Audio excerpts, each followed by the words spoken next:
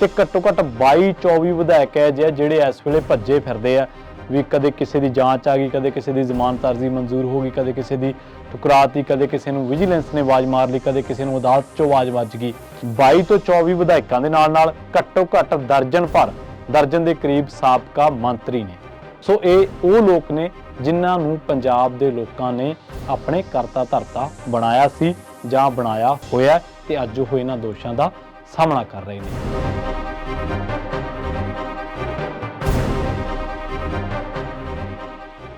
ਸਤਿ ਸ਼੍ਰੀ ਅਕਾਲ, ਤੁਸੀਂ ਜੁੜੇ ਹੋਏ ਹੋ ਪੰਜਾਬੀ ਰੇਡੀਓ USA ਦੇ ਨਾਲ ਤੇ ਮੈਂ ਹਾਂ ਪ੍ਰਵੀਨ ਸ਼ਰਮਾ, ਹਾਜ਼ਰ ਹਾਂ ਇੱਕ ਨਵੀਂ ਰਿਪੋਰਟ ਲੈ ਕੇ।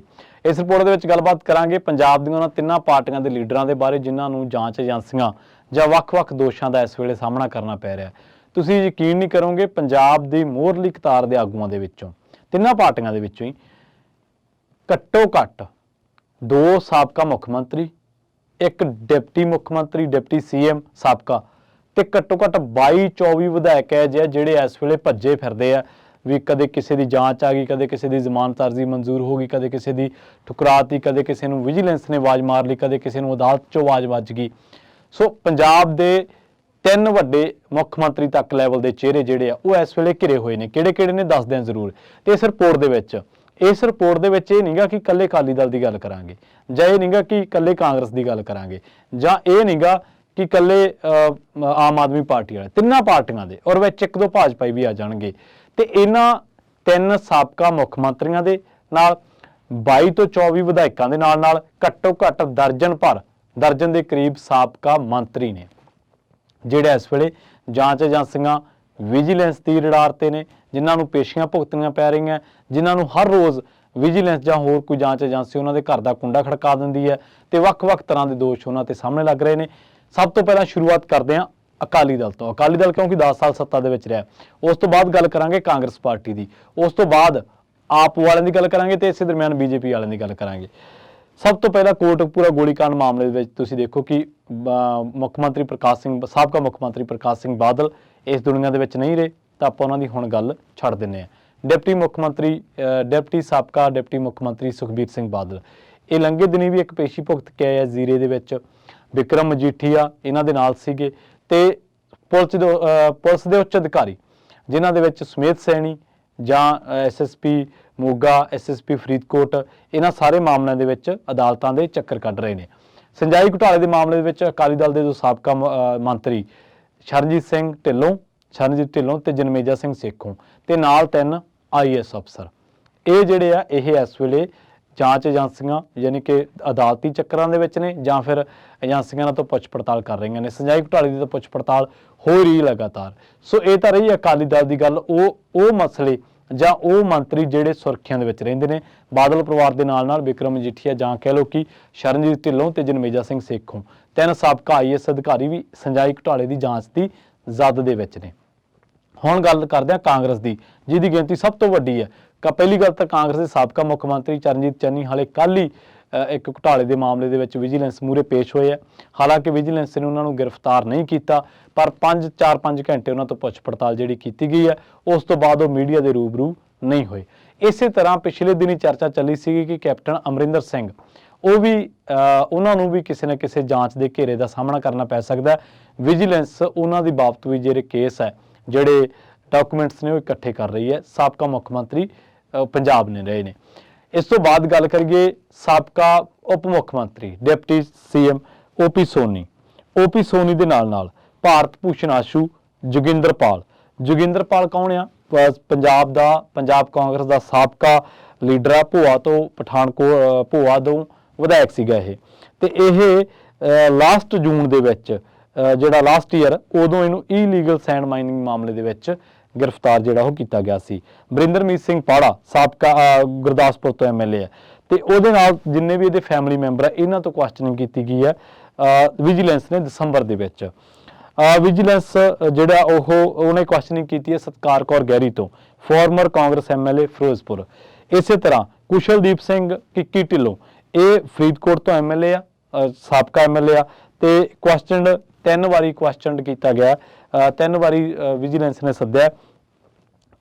ਇਨਕੁਆਇਰੀ ਹੈ ਜਿਹੜੀ ਆਮਦਨ ਤੋਂ ਵੱਧ ਜਾਇਦਾਦ ਦੇ ਮਾਮਲੇ ਦੇ ਵਿੱਚ।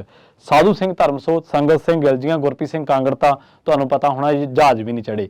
ਇਸੇ ਤਰ੍ਹਾਂ ਕੁਲਦੀਪ ਸਿੰਘ ਬੈਦ ਹੁਣ ਤੱਕ ਇਹ ਤੋਂ ਘੱਟੋ ਘੱਟ ਬਾਹਲਾ ਨਹੀਂ 5 ਵਾਰੀ 5 ਟਾਈਮਸ 5 ਵਾਰੀ ਇਹ ਤੋਂ ਕੁਐਸਚਨਿੰਗ ਕੀਤੀ ਹੈ। ਇਹ ਵੀ ਜਿਹੜਾ ਕਾਂਗਰਸ ਦਾ ਸਾਬਕਾ MLA ਆ। Farmer health minister Balbir Singh Sidhu ਇਹ ਕਾਂਗਰਸ ਛੱਡ ਗਏ ਸੀਗੇ ਤੇ BJP ਜੁਆਇਨ ਕਰ ਗਏ ਸੀ। ਇਹ ਵੀ ਇੱਕ ਇਨਕੁਆਇਰੀ ਨੂੰ ਫੇਸ ਕਰ ਰਹੇ ਆ। ਇਸੇ ਤਰ੍ਹਾਂ ਸਾਬਕਾ ਐਜੂਕੇਸ਼ਨ ਮਿਨਿਸਟਰ ਵਿਜੇ ਇੰਦਰ ਸਿੰਗਲਾ ਸਾਬਕਾ MLA ਸੰਗਰੂਰ ਤੋਂ, ਇਹ ਲਾਸਟ ਮਾਰਚ ਦੇ ਵਿੱਚ, ਇਹਨੂੰ ਲਾਸਟ ਈਅਰ ਮਾਰਚ ਦੇ ਵਿੱਚ, ਇਸੇ ਸਾਲ ਮਾਰਚ ਦੇ ਵਿੱਚ ਇੱਕ DA ਵੈਰੀਫਿਕੇਸ਼ਨ ਤੇ ਇਨਕੁਆਇਰੀ ਦੇ ਚੱਲਦਿਆਂ ਵਿਜੀਲੈਂਸ ਨੇ ਸ਼ਾਇਦ ਇਹਨਾਂ ਨੂੰ ਜਿਹੜਾ ਉਹ ਸਾਹਮਣੇ ਕੀਤੀ ਸੀ, ਪੁੱਛ ਪੜਤਾਲ ਕੀਤੀ ਸੀ। ਇਸ ਤੋਂ ਇਲਾਵਾ ਚਰਨਜੀਤ ਚੰਨੀ ਦੀ ਗੱਲ ਮੈਂ ਕਰ ਚੁੱਕਿਆ ਵਾਂ। ਉਹਨਾਂ ਦੇ ਨਾਲ ਉਸ ਤੋਂ ਬਾਅਦ ਸੀਗੇ ਸਾਬਕਾ MLA ਫਰੋਮ ਹੁਸ਼ਿਆਰਪੁਰ ਸ਼ਾਮ ਸੁੰਦਰ ਅਰੋੜਾ। ਇਹ ਤਾਂ ਅੱਗੇ ਲੰਘੇ ਸੀਗੇ। ਇਹ ਤਾਂ ਵਿਜੀਲੈਂਸ ਦੇ ਇੱਕ ਅਧਿਕਾਰੀ ਨੂੰ ਕਹਿੰਦੇ ਕਿ ਆ ਜਾ 50 ਲੱਖ ਰੁਪਏ ਲੈ ਲਾ ਤੇ ਮੇਰਾ ਖਹਿੜਾ ਛੱਡ, ਤੇ 50 ਲੱਖ ਰੁਪਏ ਦੀ ਬ੍ਰਾਈਬ ਦਿੰਦਿਆਂ ਇਹ ਰੰਗੇ ਹੱਥੀ ਫੜੇ ਗਏ ਆ।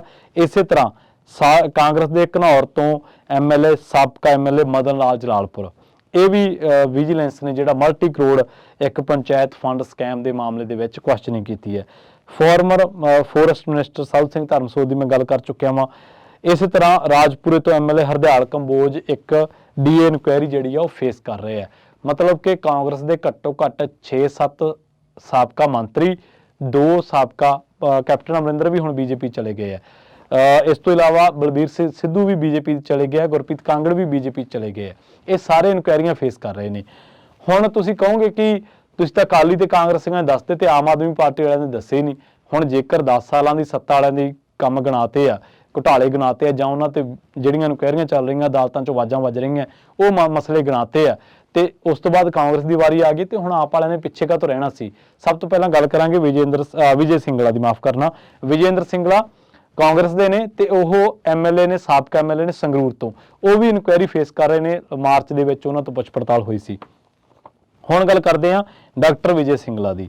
ਇਹ ਮਾਨਸਾ ਤੋਂ MLA ਨੇ ਤੇ ਇਹਨਾਂ ਨੂੰ ਅਰੈਸਟ ਕੀਤਾ ਸੀ ਐਂਟੀ ਕਰਪਸ਼ਨ ਬਿਊਰੋ ਨੇ, ਤੇ ਦੋਸ਼ ਲੱਗਿਆ ਸੀਗਾ ਕਿ 1% ਕਮਿਸ਼ਨ ਸੀਗਾ ਪਬਲਿਕ ਟੈਂਡਰਾਂ ਦੇ ਵਿੱਚ। ਉਸ ਤੋਂ ਇਲਾਵਾ ਬੇਲ ਮਿਲ ਗਈ ਇਹਨਾਂ ਨੂੰ। ਉਸ ਤੋਂ ਇਲਾਵਾ ਪੰਜਾਬ ਹਾਰਟੀਕਲਚਰ ਤੇ ਫੂਡ ਪ੍ਰੋਸੈਸਿੰਗ ਮਿਨਿਸਟਰ ਸੀਗੇ ਫੌਜਾ ਸਿੰਘ ਸਰਾਰੀ। ਇਹਨਾਂ ਨੂੰ ਵੀ ਰਿਜ਼ਾਈਨ ਕਰਨਾ ਪਿਆ ਸੀਗਾ ਕਿਉਂਕਿ ਇਹਨਾਂ ਤੇ ਵੀ ਇਸ ਤਰ੍ਹਾਂ ਦੇ ਐਲੀਗੇਸ਼ਨ ਲੱਗੇ ਸੀ। ਉਸ ਤੋਂ ਬਾਅਦ ਇਸੇ ਸਾਲ ਦੀ ਫਰਵਰੀ ਦੇ ਵਿੱਚ ਪੰਜਾਬ ਵਿਜੀਲੈਂਸ ਬਿਊਰੋ ਨੇ ਅਰੈਸਟ ਕੀਤਾ ਸੀ ਆਮ ਆਦਮੀ ਪਾਰਟੀ ਦੇ MLA ਬਠਿੰਡਾ ਰੂਰਲ ਤੋਂ ਅਮਿਤ ਰਤਨ ਕੋਟਫੱਤਾ, ਤੇ ਉਸ ਤੋਂ ਬਾਅਦ ਇਹਨਾਂ ਦਾ PA, ਇਹਨਾਂ ਦੇ ਉੱਤੇ ਦੋਸ਼ ਲੱਗੇ ਸਨ ਕਿ ਇਹਨਾਂ ਨੇ 5 ਲੱਖ ਰੁਪਏ ਦੀ ਬਰਾਈ ਮੰਗੀ ਸੀਗੀ ਸਰਪੰਚ ਤੋਂ ਇੱਕ ਤੋਂ। ਕੋਟਫੱਤਾ ਜਿਹੜਾ ਸੀਗਾ ਉਹ ਅਕਾਲੀ ਦਲ ਤੋਂ ਆਇਆ ਸੀ, ਸ਼੍ਰੋਮਣੀ ਅਕਾਲੀ ਦਲ ਤੋਂ ਆਇਆ ਸੀਗਾ। ਹੁਣ ਵਿਜੀਲੈਂਸ ਨੇ ਬਿਊਰੋ ਨੇ ਅਰੈਸਟ ਕੀਤਾ ਸੁਰਿੰਦਰ ਕੰਬੋਜ ਨੂੰ। ਸੁਰਿੰਦਰ ਕੰਬੋਜ ਕੌਣ ਆ? ਇਹ ਫਾਦਰ ਆ ਆਮ ਆਦਮੀ ਪਾਰਟੀ ਦੇ ਜਲਾਲਾਬਾਦ ਤੋਂ MLA ਜਗਦੀਪ ਸਿੰਘ ਗੋਲਡੀ ਕੰਬੋਜ ਦਾ। ਇਹਨੂੰ ਐਕਸਟੋਰਸ਼ਨ ਦੇ ਕੇਸ ਦੇ ਵਿੱਚ ਵਿਜੀਲੈਂਸ ਨੇ ਗ੍ਰਿਫਤਾਰ ਕੀਤਾ। ਇਸ ਤੋਂ ਵੀ ਅੱਗੇ ਆ ਜੋ ਇਸ ਵੇਲੇ ਕਟਾਰੂ ਚੱਕ ਦਾ ਮਸਲਾ ਭਖਿਆ ਹੋਇਆ ਵਾ, ਤੁਹਾਨੂੰ ਯਾਦ ਹੋਣਾ ਇੱਕ ਵੀਡੀਓ ਦੇ ਮਾਮਲੇ ਦੇ ਵਿੱਚ। ਤੇ ਇਸ ਤੋਂ ਇਲਾਵਾ ਬੀਬੀ ਸਰਬਜੀਤ ਕੌਰ ਮਾਣੂਕੇ, ਉਹਨਾਂ ਤੇ ਵੀ ਦੋਸ਼ ਲੱਗੇ ਆ। ਇਸ ਤੋਂ ਵੀ ਇਲਾਵਾ ਇਹਨਾਂ ਦਾ ਹੀ ਇੱਕ MLA ਜਿਹਨੇ ਗੱਜਣ ਮਾਜਰਾ ਸ਼ਾਇਦ ਉਹਨਾਂ ਦਾ ਨਾਮ ਆ, ਉਹਨਾਂ ਤੋਂ ED ਨੇ ਪੁੱਛ ਪੜਤਾਲ ਕੀਤੀ ਹੈ। ਸੋ ਇੱਕ ਲੰਬੀ ਲਿਸਟ ਇਹਨਾਂ ਦੀ ਵੀ ਵਿਦਨ 1.5 ਈਅਰ, ਸਿਰਫ 1.5 ਸਾਲ ਦੇ ਵਿੱਚ ਇੱਕ ਲੰਬੀ ਲਿਸਟ। ਡਾਕਟਰ ਵਿਜੇ ਸਿੰਗਲਾ, ਫੌਜਾ ਸਿੰਘ ਸਰਾਰੀ, ਉਸ ਤੋਂ ਬਾਅਦ ਆਮ ਆਦਮੀ ਪਾਰਟੀ ਦੇ ਜਲਾਲਾਬਾਦ ਤੋਂ MLA ਜਗਦੀਪ ਸਿੰਘ ਗੋਲਡੀ ਕੰਬੋਜ ਦੇ ਪਿਤਾ। ਇਸ ਤੋਂ ਇਲਾਵਾ ਅਮਿਤ ਰਤਨ ਕਟਾਰੂ ਚੱਕ ਅਲੱਗ ਵਿਵਾਦਾਂ ਦੇ ਵਿੱਚ ਹੈ। ਇਸ ਤੋਂ ਇਲਾਵਾ ਕੋਠੀ ਨੱਪਣ ਦੇ ਦੋਸ਼ਾਂ ਦਾ ਸਾਹਮਣਾ ਕਰ ਰਹੇ ਨੇ ਬੀਬੀ ਸਰਬਜੀਤ ਕੌਰ ਮਾਣੂਕੇ।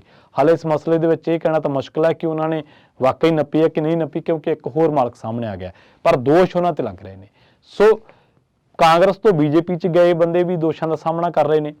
ਕਾਂਗਰਸੀ ਜਿਹੜੇ ਸਾਬਕਾ ਨੇ ਉਹ ਵੀ ਦੋਸ਼ਾਂ ਦਾ ਸਾਹਮਣਾ ਕਰ ਰਹੇ ਨੇ। ਇਹਨਾਂ 'ਚ ਡਿਪਟੀ CM ਵੀ ਹੈ, ਸਾਬਕਾ CM ਵੀ ਨੇ, ਸਾਬਕਾ ਮਿਨਿਸਟਰਸ ਵੀ ਨੇ ਤੇ ਵਿਧਾਇਕ ਵੀ ਨੇ। ਕੁੱਲ ਮਿਲਾ ਕੇ ਇਹਨਾਂ ਸਾਰਿਆਂ ਦੀ ਗਿਣਤੀ ਜਿਹੜੇ ਜਾਂ ਤਾਂ ਦੋਸ਼ਾਂ ਦਾ ਸਾਹਮਣਾ ਕਰ ਰਹੇ ਨੇ, ਜਾਂ ਜਿਨ੍ਹਾਂ ਦੀਆਂ ਇਨਕੁਆਇਰੀਆਂ ਚੱਲ ਰਹੀਆਂ ਨੇ, ਜਾਂ ਜਿਹੜੇ ਇਸ ਵੇਲੇ ਹਾਈ ਕੋਰਟਾਂ 'ਚੋਂ ਬੇਲ ਮੰਗ ਰਹੇ ਨੇ, ਜਾਂ ਜਿਨ੍ਹਾਂ ਦੀ ਬੇਲ ਹੋ ਗਈ, ਇਹਨਾਂ ਦੀ ਗਿਣਤੀ 2 ਦਰਜਨ ਦੇ ਕਰੀਬ ਆ। ਵਿਧਾਇਕ ਵੀ ਨੇ ਇਹ, ਕਿਉਂਕਿ ਮੁੱਖ ਮੰਤਰੀ ਹੋ ਗਏ ਤਾਂ ਵਿਧਾਇਕ ਤਾਂ ਆਟੋਮੈਟਿਕਲੀ ਹੋਣਗੇ।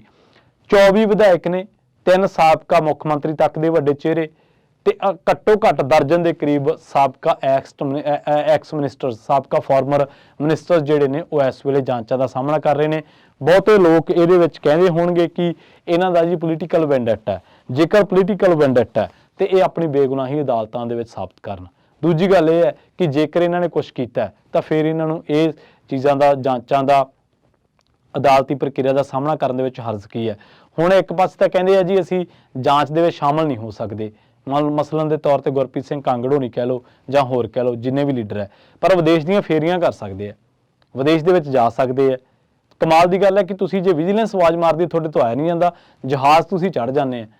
1-2 ਮਿੰਟਾਂ ਦਾ ਜਾਂ 1-2 ਘੰਟਿਆਂ ਦਾ, 4-5 ਘੰਟਿਆਂ ਦਾ ਜਿਹੜਾ ਸਫ਼ਰ ਆ ਉਹ ਤੁਹਾਡੇ ਤੋਂ ਕਾਰ ਤੇ ਹੁੰਦਾ ਨਹੀਂ। 15-15, 18-18 ਘੰਟੇ ਦੀ ਫਲਾਈਟ ਤੁਸੀਂ ਲੈ ਸਕਦੇ। ਕਮਾਲ ਦੀ ਗੱਲ ਆ। ਸੋ ਅਸੀਂ ਇਹ ਨਹੀਂ ਕਹਿੰਦੇ ਕਿ ਕਿਹੜਾ ਬੰਦਾ ਕਸੂਰਵਾਰ ਹੈ, ਪਰ ਇਹ ਜ਼ਰੂਰ ਹੈ ਕਿ ਪੰਜਾਬ ਦੀ ਟੌਪ ਕਲਾਸ ਜਿਹੜੀ ਹੈ, ਪੰਜਾਬ ਦੀ ਇੱਕ ਲੀਡਰਸ਼ਿਪ ਦੇ ਵਿੱਚ, ਜਿਨ੍ਹਾਂ ਦੇ ਵਿੱਚ ਬਿਊਰੋਕ੍ਰੇਸੀ ਵੀ ਆ ਗਈ ਹੈ ਹੁਣ ਤਾਂ, ਇਹ ਇੱਕ ਟੌਪ ਦੀ ਜਿਹੜੀ ਕਲਾਸ ਆ, ਤੇ ਇਸ ਵੇਲੇ 40-50 ਚਿਹਰੇ ਆ ਜਿਨ੍ਹਾਂ ਨੂੰ ਤੌਖਲੇ ਨੇ ਕਿ ਕਿਤੇ ਆਪਣਾ ਵਿਜੀਲੈਂਸ ਕੁੰਡਾ ਅੱਜ ਨਾ ਖੜਕਾ ਦੇ ਜਾਂ ਅੱਜ ਨਾ ਖੜਕਾ ਦੇ, ਜਾਂ ਜਿਨ੍ਹਾਂ ਨੂੰ ਤੌਖਲੇ ਇਹਨਾਂ ਦੇ ਵਿੱਚੋਂ ਹੈ ਜਿਹਨੇ ਪਤਾ ਨਹੀਂ ਜ਼ਮਾਨਤ ਮਿਲੂ ਕਿ ਨਾ ਮਿਲੂ।